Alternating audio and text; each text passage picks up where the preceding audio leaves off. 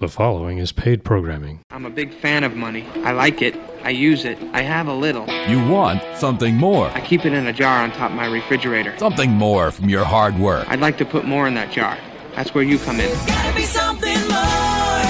Gotta be more than this. Whether it's financial planning, mortgages, insurance concerns, or those quality of life issues that make the money matters matter.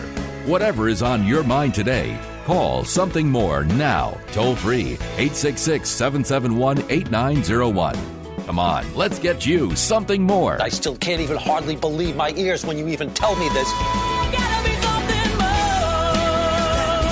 more. Something More with Chris Boyd, certified financial planner professional, advising clients across the country. Here he is, J. Christopher Boyd. Welcome back to Something More with Chris Boyd. I'm Chris Boyd, certified financial planner practitioner, and my office is Asset Management Resources. Glad to have you with us for the second hour of Something More with Chris Boyd, and joining me again is Jeff Perry, going to be with us throughout the show. Jeff, thanks so much. For those who don't know, Jeff is an advisor representative with our firm, as well as Jeff, you're a familiar voice to people on Cape Cod anyway, probably from... Yeah, people know me from politics. I served in the House for 8 years and then lived in Sandwich for a couple decades. We're in Florida now. We thought we were going to semi-retire, and we semi-retired, but still I active. joined AMR almost 2 years ago, Chris. I've been with you and your team. Oh, my gosh. Wow. That flew by. Time flies. Yeah.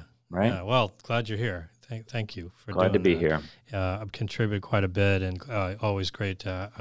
You're always a great presence on the radio show. Joining us as well from the last hour, we're going to have another segment with Brian Regan, our firm's chief investment officer. And Brian, again, as you know, you always provide a great insight into some of the forces that affect markets and for investors to consider. So appreciate you staying on with us for another segment. One of the things that we didn't get to talk about in the last hour that we really want to talk about is we got to talk about the debt ceiling. So we don't want to, but we have to. We have to. There's a lot going on right now in Washington, attention being paid to the debt ceiling. Let's review, Jeff. What is the debt ceiling before we talk about what the challenges are? Well, it's the amount of money, $31.4 trillion, I think, off the top of my head, that the United States government is allowed to borrow on its national debt.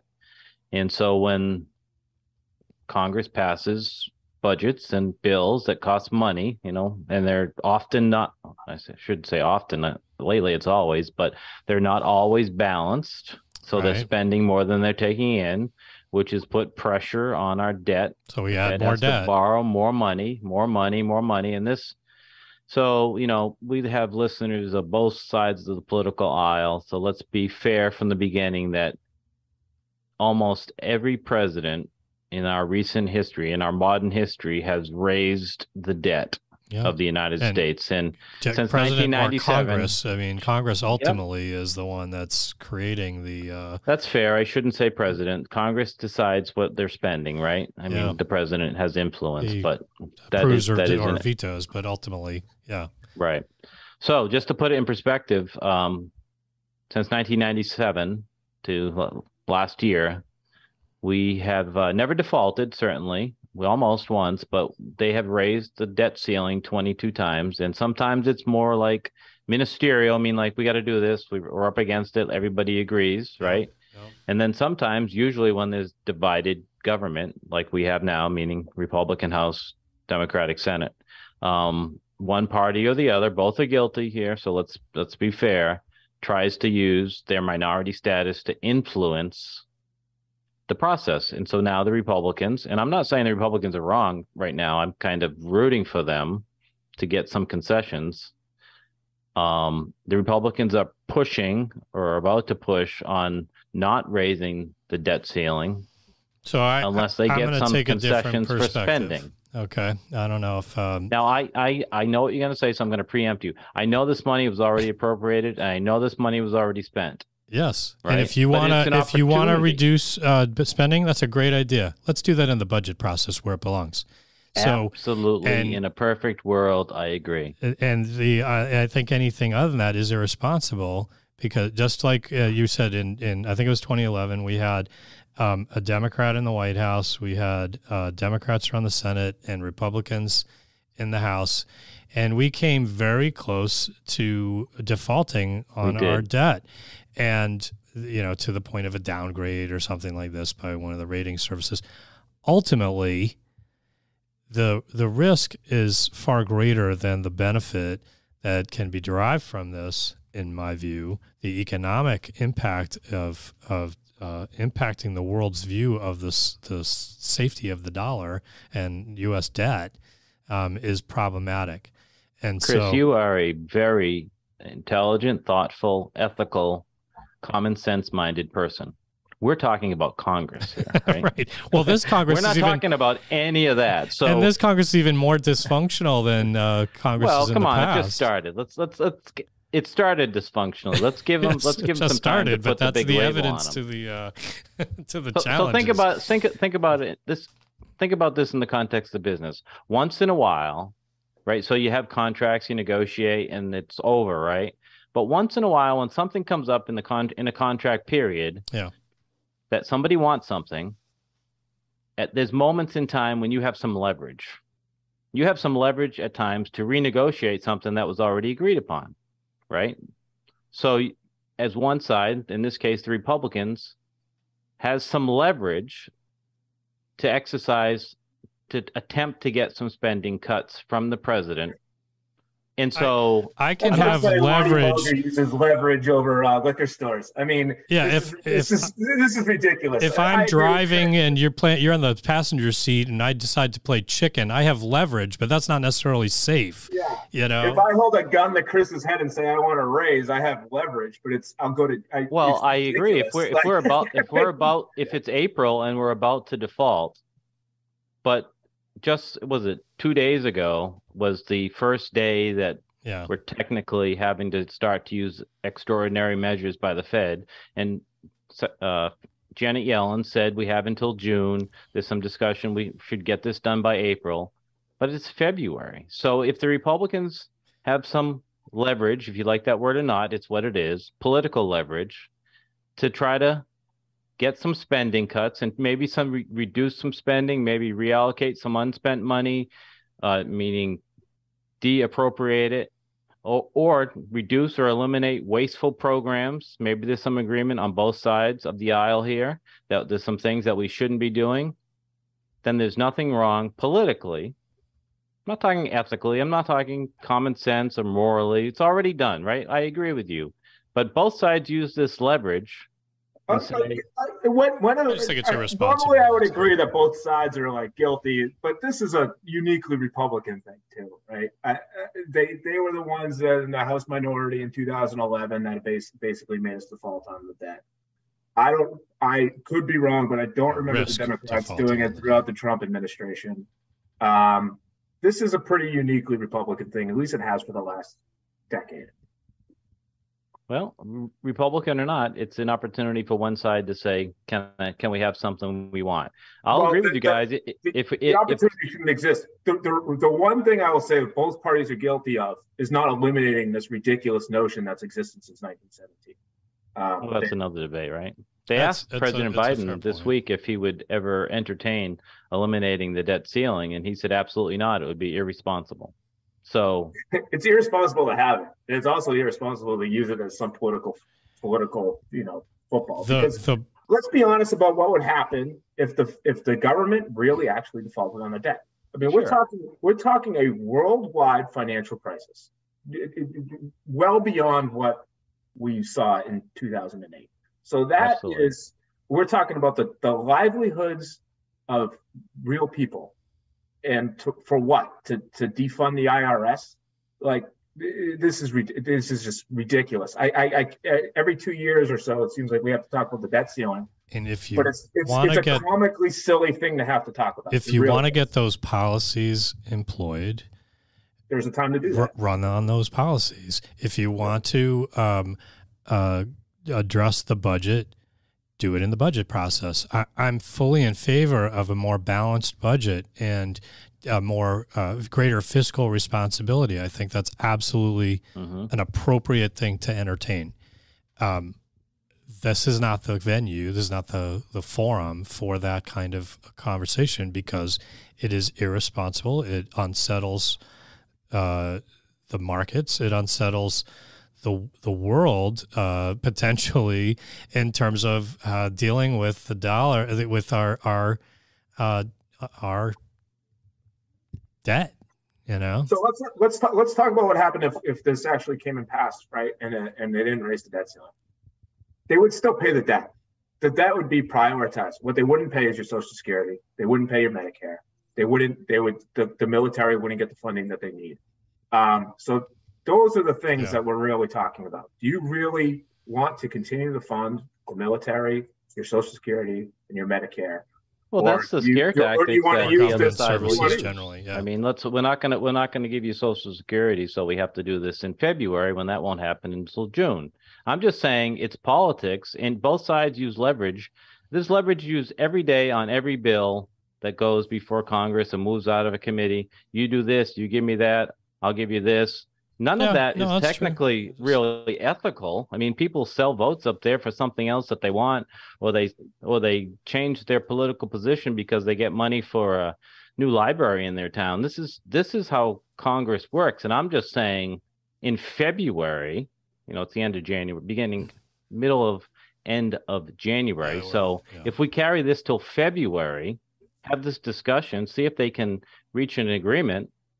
I don't see a problem with that. And I said earlier, I'm with you guys if it's approaching April, if we're getting into March and April and, the threat of this is real, I think then you have to say, okay, well, we tried, we didn't succeed in getting some things that we were hoping that the Democrats would agree with. We all know that this is going to go to the 11th hour. It does all the time. No. Every single time somebody uses it as a political football, every single time. I guess we can argue about what the 11th hour is. I don't think talking about this in January going into February is the 11th hour. The Republicans wouldn't even make Kevin McCarthy the Speaker of the House until there were, 25 votes or something on it. In all these concessions. 15. There's no way they're going to make an agreement with the Democrats in February. What's wrong with having an argument about inside your political party? What's wrong with having an argument? There's no problem with having an argument. That's not what I'm saying. And that's not what I'm saying. What I'm saying is they can't even agree within their own party who they're speaking. Absolutely they can't. There's no way they're going to agree with the Democrats to raise the debt ceiling. Well, you're assuming that they have to agree with the Democrats. I can see a scenario that as we get closer to the debt ceiling, the super conservative Republicans say we're not voting for this, and the moderate Republicans and the moderate Democrats vote to pass the debt ceiling. It doesn't have to be one party or the other. That's probably what's going to happen, but it's not going to happen until June.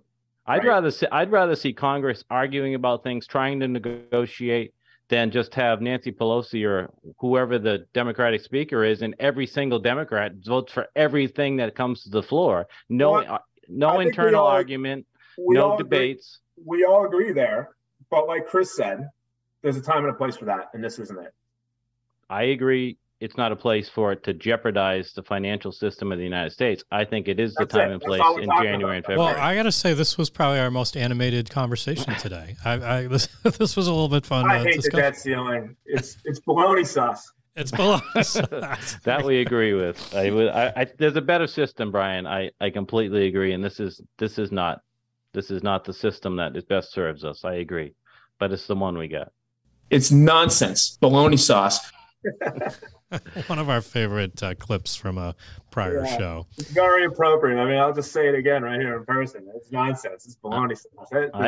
I concur with your baloney sauce assessment. All right. But the problem is, Jeff, that you actually encourage using it. Use baloney sauce, but you're like, fair game. No, I say change it. I don't understand that. That's a contradiction, right? You have to work within the system that is there. I say change it. I'd like a balanced budget amendment, but we don't have it. I definitely don't want a balanced budget amendment. Well, another debate at another time. But this is the system we got. Let's debate. Let's see if we can cut spending. If we can't make some agreements on cutting spending, then you have to pass the debt ceiling. So the bills that have been introduced that I've read about is abolishing the IRS. I mean, that's not reasonable, right? Like it's January 19th. There's no way that there's going to be an agreement by February. You can never make a case for either side of the political aisle by a bill that was filed, because people file bills for political statements. So right. I mean, it's like it shouldn't even made the news. It was just comical, right? We're not going to eliminate the IRS. Like, right. Okay, nobody will pay taxes. I mean, there's bills filed on the Democratic side to give a living wage to everybody, guarantee that they won't have to work. So well, that shouldn't be news either. But the thing is, we could do this both sides, and normally it is both sides. And I'm not a Democrat or a Republican, just to make this very clear. But this is a one-sided issue. I mean, we got to look at this.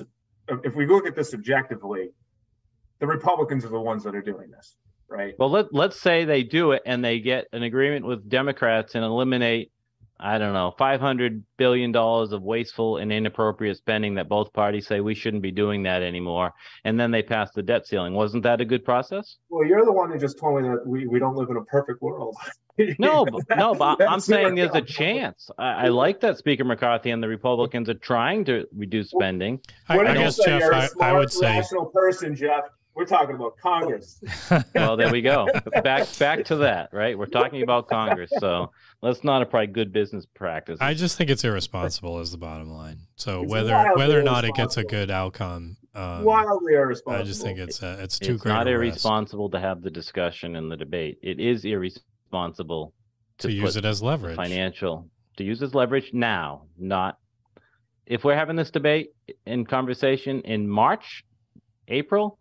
I will agree wholeheartedly that it's irresponsible not to increase the debt limit. I'll even say this: if you're a Republican voter and you're on Social Security and Medicare, you should sounds like a campaign commercial here. You should hate this tactic, because what they're playing with is your Social Security and the Medicare. They're not playing with the actual debt, because the debt will be paid. They're not going to default on that. Money going to China all the or other obligations before they default on the debt. They're not playing with anything until June. Well, it's January. We can agree on that, but now we have to do these extraordinary measures every 2 years. They're not so extraordinary anymore. No, they're not so extraordinary. That's true. Yeah. All right, Brian, thanks for being with us. We're going to switch gears a little bit, talk about some other financial planning topics as we come back. Jeff, do you have a preference where we want to go from here? Well, I have something I've been wanting to talk about for a while, and that's talking about planning for a really, really long retirement. I mean, I actually did this, and I'll talk about it in detail. I did this calculator about how long I'm projected to live. Mm-hmm. And I better do some reassessment to my plan, because it says I'm going to live till I'm 96. So wow, we got to make sure. Got a long my plans. I got a solid plan in place. All right, well, let's talk about that when we come back. Stay with us for another segment right after this.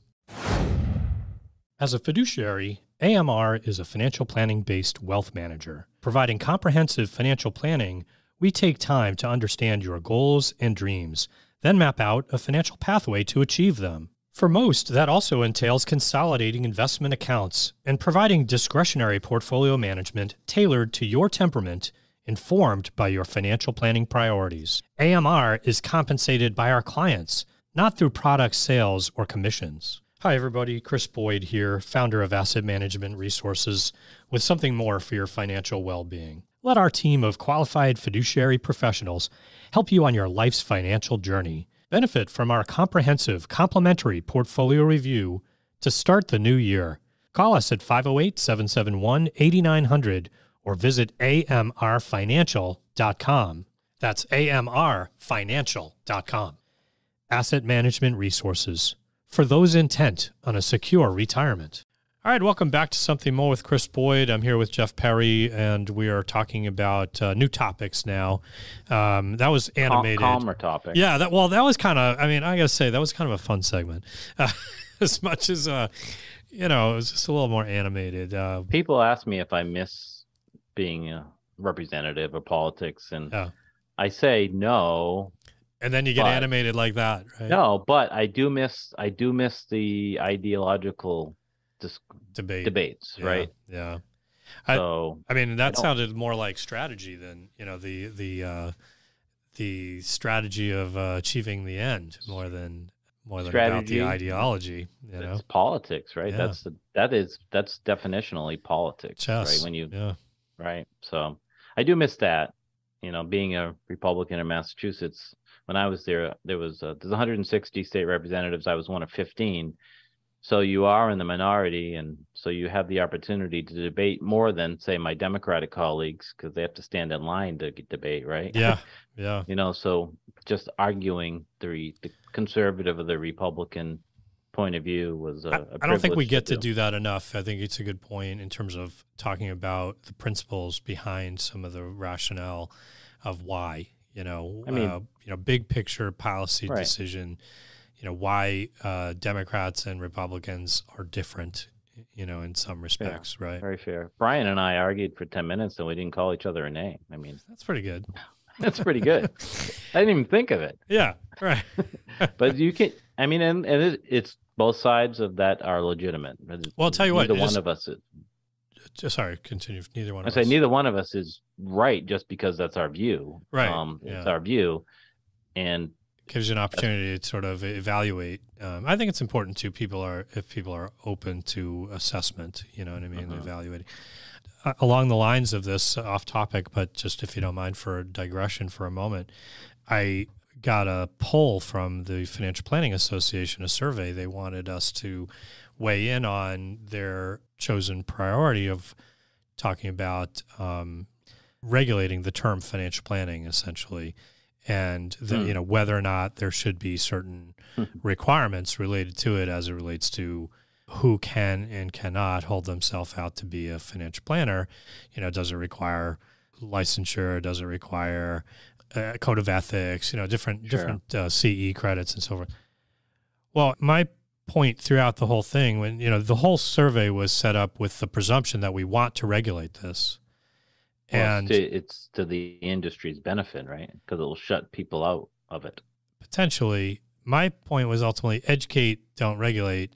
If you look at people who do perform tax services, there's not a regulatory obligation to be able to hold yourself out to do tax returns. And the consumer says, well, this person's a CPA. Or this person's an enrolled agent. I'm more inclined to use as well, these people that are sometimes. What's up? Attorneys cross that line. Yeah. If you will. So a certain level of expertise that someone brings to it, and you say, oh, well, they hold a higher level of expertise. I'm inclined to use their services, or they're worth more than if I'm using Joe. Right.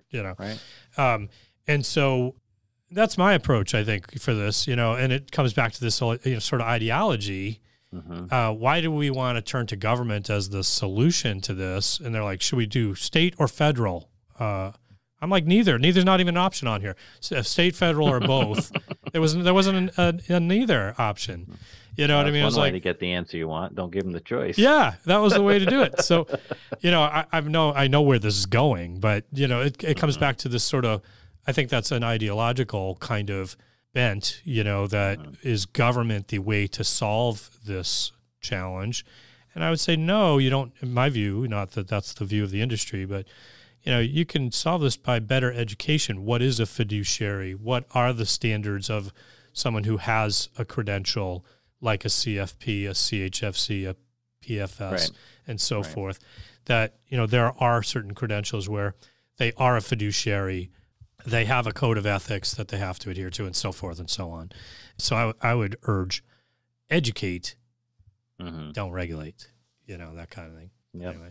And it's relevant. I don't want to go back to the debate. This wouldn't be fair because Brian's not here. But, arguably the debt ceiling shouldn't be there, meaning you already appropriated the money. You already made that decision is your point. So that's valid. I do think that's a fair point. If whether or not there should even be a debt ceiling is a fair question. You decided when you passed the budget. Then don't pass a deficit if you don't want that debt to exist.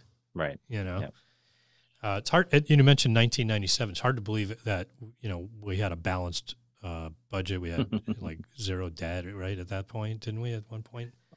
We did at one point, and it was under I hate to say it, but Bill Clinton's Yeah, it was administration. Clinton's term, and it was that .com era and a lot of capital It was a great gains. economy, Yeah. People think politics have more to do with the economy and the market than it actually the does. data actually proves out. Right? Yeah, I think that's true too. Well, we started off segment saying we were going to talk a little bit about your length of life, longevity. Yeah, I got some good news. So I was reading an article in Kiplinger's magazine, Personal Finance magazine, and the title of it is "How to Prepare for a Really Long Retirement," written by Sandra Block in the February edition this year. It's not online yet. They don't put them online until I think the subscribers have some time to see them. Yeah. And the premise of the article is don't spend your money too soon, right? Make sure you have a plan, a solid financial plan that's tested to live, to survive as long as you're living, so you're not living in poverty. And so one of the first things they encourage you to do is to use a calculator that they suggested. There's a lot of them out there. I'm not endorsing this calculator, but it's called www.livingto100.com. And it's the most detailed one I've seen where I think there was health questions and things like that. But a lot of health questions, more than I anticipated, like to the point where, do I want to finish this? Do I want them to know all this, right? Yeah. Well, yeah, none of them were super intrusive. And you could do it anonymously, I guess. But so I did it all. It's all family history, your lifestyle, and your parents, and everything you would think of, and more. Height, weight, smoking, drinking, everything you would think of, and where you live, all this and more. Yeah. And it says I'm going to live to 96. And then I said, wow, that's long. And then I'm thinking, well, I have family members who lived well into their 90s, which is one of the factors, right? Yeah. So it's possible. So don't.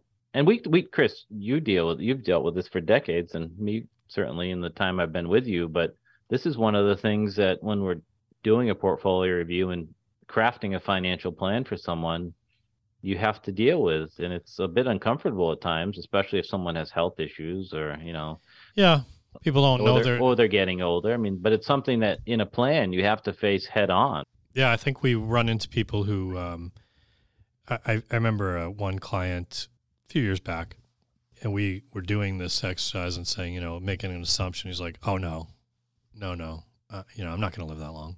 Mm-hmm. Actually, I've had several people. Yep. I remember one gentleman didn't think he was going to make it out of his 70s. Mm-hmm.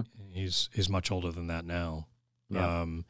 But I think some of it has to do with family history, like you said, where one of these gentlemen said, "Well, no male in my family has ever lived past," and I don't remember what the age was, 73 or something, whatever it was. Right. And so he was like, "I can't imagine I'm going to live longer than that. Mm-hmm. Just don't expect that." Every male in your family had 4 packs of cigarettes a day and didn't. It could see make a doctor, difference, right? Right. Yeah, fair enough. And of course, your grandparents and may have had a different, not only lifestyle but medical, capabilities available. The developments that happen. Workplace hazards are definitely different now, right? Yeah, prescriptions that are available today that didn't exist. Surgical procedures that are, what do they call them? Not microscopic, but robotic. Yeah, whatever that kind of thing. There's all kinds of things, but ultimately, none of us knows. There's, that I'm sure that that article came with no guarantees. By the way, sure, yeah, there's lots of caveats too, and but Rick Edelman, when he was practicing with Edelman, whatever their company is now, the large RIA, he often on his show would talk about that advisors aren't assuming long enough, that we should be projecting people to live into their 100s, which is a very, fast-growing demographic in relative terms. But and with that comes longer lifespan, potentially comes other considerations, not just, not everyone's healthy, even though they live longer. Long-term care is a big factor in all this. And then morbidity concerns, as they refer to them, not mortality, but how healthy you are while you're alive. Right. And the longer you live, the more inflation has the opportunity to eat at your investment. Yeah, erode. So your the fixed article income is resources the article is full of that type of stuff. But the one kind of I'm not going to go through and list all these statistics, but the one that jumped out at me, and this is quoted from the Society of Actuaries, so the people who are figuring all this stuff out. A 65-year-old couple, there's a 50% chance that one spouse will live to the age of 93, and there's a 25% chance that one will live to 97. Wow. So these aren't 2% chances, right? Yeah. This is a 50% chance that this couple is going to live another one of the members of the couple are going to live another 28 years at 65. That one will live to 93. 50-50, right? So that kind of highlights what you were saying, that it's equally possible that one of you is going to live into your mid 90s and maybe longer, right? Yeah, we generally use that kind of a number, 92, 94, male, female, assumption, but as a starting point. And look, if you don't live that long, you're not going to have to worry about not having enough. What we're worried about is not having enough when you need it later in life, that kind of thing. So we want to maybe err on the side of caution in this case, that if you have if you live to 97, there's enough there to meet your needs. You'd hate to be in a position where you gave away too much, you spent too much, you just didn't plan appropriately, inflation, whatever it was, to your point, all these different considerations, that you didn't have enough. If you lived that long and you've gone through it all, nobody wants their last days to be sort of, if they can avoid it, right? Financially a struggle, depending on welfare or dependent on others, right? Yeah. Be a burden, as you say. One of the things that is, I don't say surprising to me, but I hadn't reflected on it, is people's natural desire to reduce risk as they get older. And older meaning sometimes in their 60s, certainly, many in their 70s. But when you reduce risk, typically means reducing your exposure to the stock market. Typically, market volatility is what most people think of when they talk about risk. In reality, there's all kinds of risks. Inflation being one of them, or asset depletion. Having spending more than you can afford ultimately. That they're spending down assets. These are also risks, but they're not the ones people are most focused on. They're focused on market risk. They're focused on risk of default, things of that sort, as their focus for trying to eliminate risk. It is important to kind of point out there's more than one type of risk to be considering.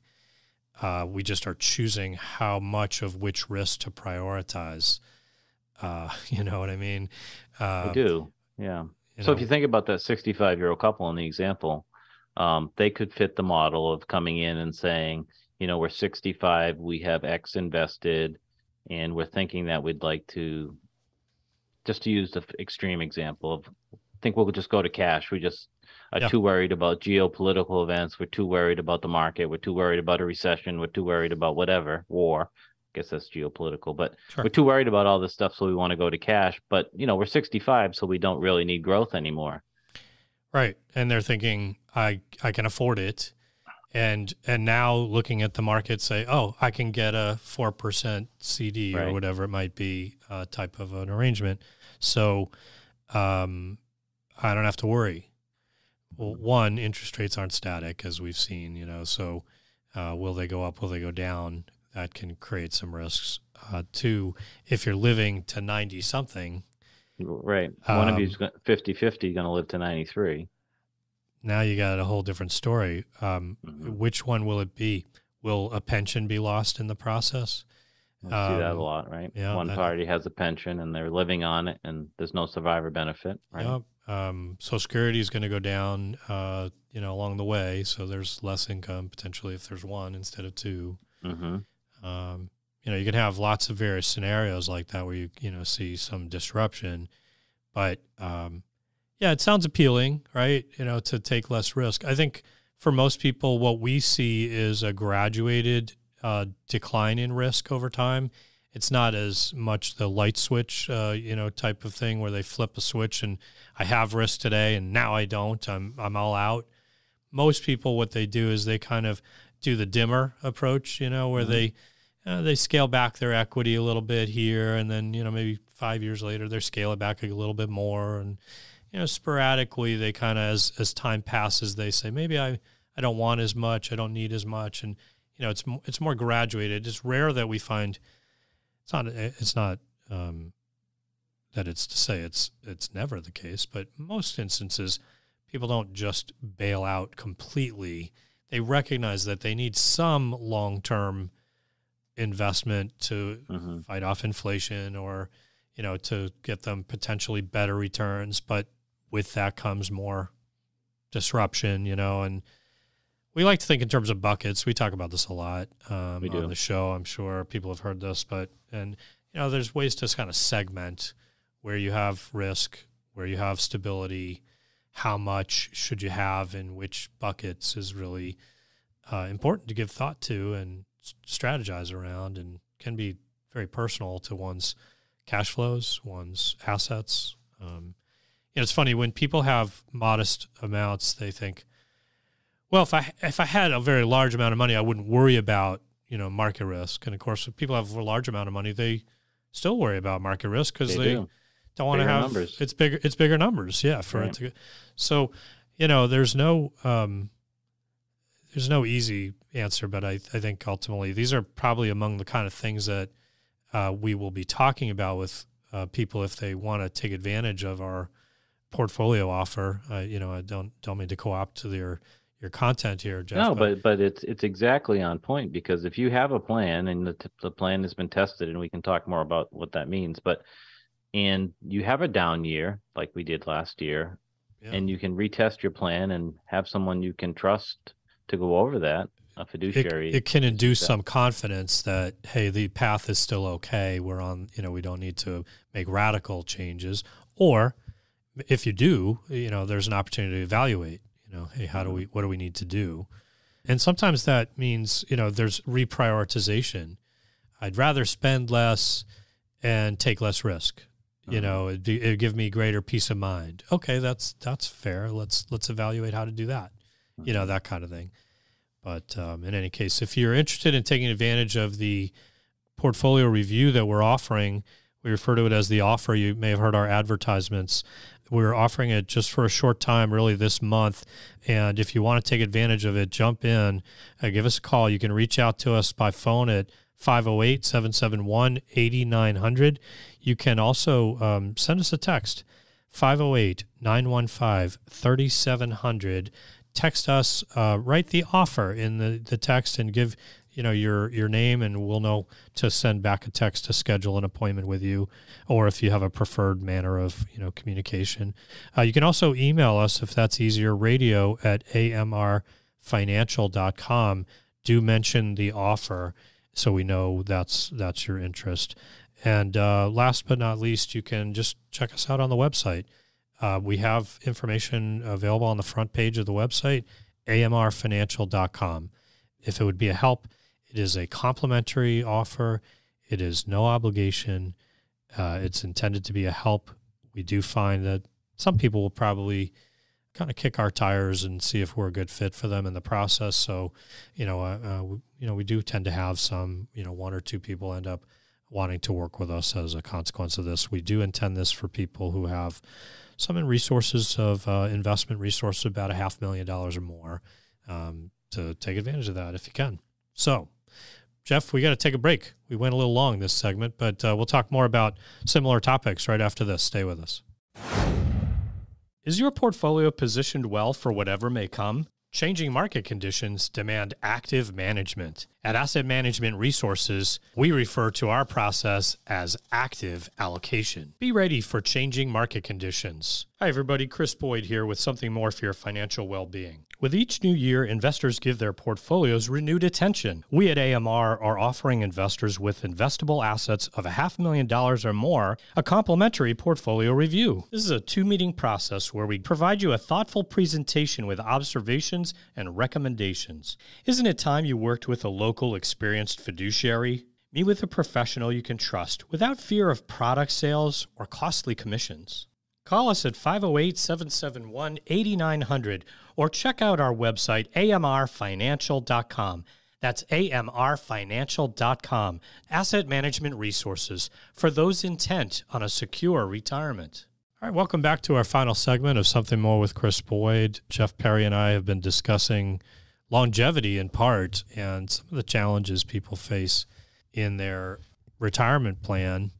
You know, it's funny to think in terms of living too long, you know. I mean, you know what I mean? That just seems that seems like a good thing, you know. We want that to be a good thing. You want it to be a good thing. That's right. You worked, you saved, you did not everything, but you did most things right. Yeah. And so let's make sure your financial plan allows you to live the way you want to live, as long as you're on God's green earth, right? Yeah. Well, Jeff, you had, I think last week we were going to talk about this article. This kind of dovetails with what this subject, the 5 biggest risks people face in retirement. Oh, the one in Money Magazine, yep. Yeah, money.com, and you can find that, I'm sure, by Googling that if you want to. And one of the first one we just kind of talked about with outliving your money. But there are a bunch of other things that are probably worth talking about. What were some of the other challenges? So we'll just go through the lists if we have time. Number 2 is higher than expected medical costs. So they talked about the average 65-year-old couple again, and that they can expect to pay $315,000 in medical expenses in retirement. So isn't that amazing? It is amazing. You think about your premiums, your copays, and and then we have to throw into this category the possibility of long-term care event, meaning either a rehabilitation stay or a nursing home stay or some type of assisted living, or that's a big category. I want to start with the issue of the medical coverage and so forth. It's funny. I do think it is evident at times when you see people who have means, the medical care and treatment they receive, that it definitely has an impact on their life expectancy and the quality of life, perhaps the morbidity, but maybe just even the treatment that they get when it comes to their medical care. And so this has an effect, a cumulative impact over time. And so I think that's certainly one of the things to give thought to, that as you think about your retirement, as you plan for retirement, you want to be sure that you have the ability to get the quality of care you want. And that may mean how you structure your insurance options. Absolutely. Or don't just go for the cheapest option. Make sure you evaluate what you're actually getting in coverage. Yeah. Is there a gatekeeper, or do you have access to whoever you should want? That kind of thing. So anyway, that's one issue. Then to your point, I mean, I find it's less frequent today that people are actually buying long-term care insurance, at least, with conversations we've had lately. So a lot of people have it, and those people are going to keep it. But if they haven't gotten it by the time they're in retirement, a lot of times we find people are thinking, I don't think I want to spend the money. Well, the premium's not insignificant. And I hear from people when we talk about it, certainly the premium amount, what's the impact on their budget, but also they don't feel it's a stable premium.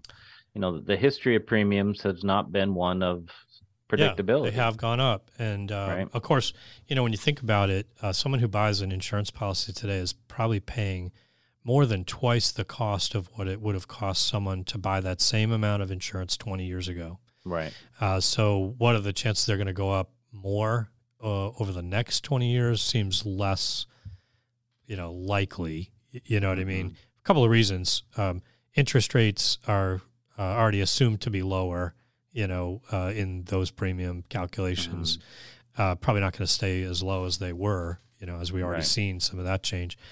And the calculations for claims, as people have lived longer, claims have been more greater. Medical interventions and Yeah, and so the companies are assuming a higher rate of claims. Now, people do continue to live longer and longer. That could be part of the factors that are, sure. not The longer you calculated. live, the more likely you're going to be taking advantage of. And that could increase insurance claims, policy. that kind of thing. But I think to some extent, a lot of these challenges that have plagued the insurance companies in dealing with the pricing of this properly has largely been factored in now to the premiums that people pay today. But there's also different types of policies. Yeah, the industry's responding to that, right? Yeah. We had a guest on, you'll probably remember his name more than I will, not too long ago. Bob with a V. Yeah, Bob was on. Vandy. Bob Vandy. Yeah. And he good job, talked Armin. about, Nicely done. We should probably have him on again someday. He's always good. Yeah. There are products out there that are relatively new that offer options that may be worth considering. Foundationally, there's two groups of people who don't need to think about it. One is if you don't have any money, right? I mean, if you don't have a nest egg, buying insurance is probably not the best use of your money. And if you have a lot of money, if you're able to self-insure, the premium may not. It's those people in the middle who have money, they have assets, but if they had a long-term care event, one or two during their lifetime, one person or two people, it could really diminish their ability, back to the last topic, diminish their ability to live the quality of life that they want to. Yeah. I think these are part of the things that people need to make sure they're talking about in their planning with whoever they work with their financial planning. I want to hit on two quick things. We only got 2 minutes left. In the article, it talked about Social Security, and people always worry about the stability or viability of Social Security, and there really are starting to be, concerns about if they don't address the changes there, we might not have, it's getting kind of close. We might not have enough income from Social Security payroll taxes to cover the costs to meet the current benefits of current beneficiaries. And so they really have to address that soon, or we're going to run into some real headaches. So I've always felt, though, and I'm not, it is a real concern, but I've always felt that there's not going to be a president or Congress that they accept the responsibility for failing to act politically. Yeah. So I totally agree. And the fact is that there's a lot of retirees that vote. And they all vote. Right. And so if you're a politician, as much as this is, considered the third rail of politics, if you don't deal with this when it needs to be dealt with, what's going to happen? You guys, they're going to throw the bums out, so to speak. You know what I mean? And you're going to lose your job, and politicians like to keep their job. So. They do. And there's some complicated things, but there's some real simple answers to take positive steps that I think both parties should be able to agree on. I agree. Hey, so the other thing that we didn't get to was the idea of family expenses and people doing more for their kids. We talk about that from time to time, but that's another thing we can always come back to. Yeah, generosity is great, but you got to do it in the context of your plan. What you can afford and can't afford. Right. It's a great point. Hey, listen, one last time I'll mention, if you want to take advantage of our portfolio review, please do reach out to us through our website, amrfinancial.com. Jeff, thanks for a great show this week. Thank you. It's my pleasure. Have a great week. Everyone, if you need any help, reach out to us. Until next week, keep striving for something more. I'd be rich